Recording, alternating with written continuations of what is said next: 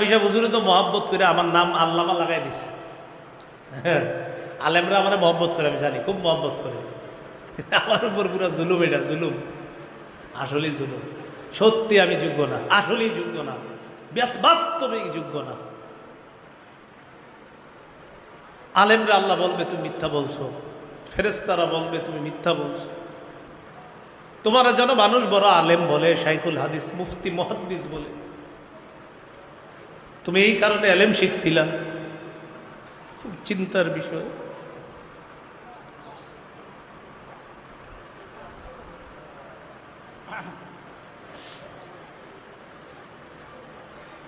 তুমি এই জন্য এলেম শিখছো।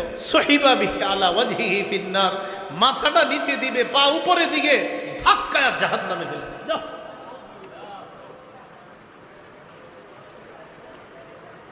মুজাহিদকে, সম্পদওয়ালাকে এইভাবে ডাকবে। তাদেরকেও বলবে তুমি দান করছো, মানুষ যেন তোমার দাতা কয়। মুজাহিদকে বলবে তুমি জিহাদ করছো, মানুষ যেন তোমার বীর বাহাদুর কয়।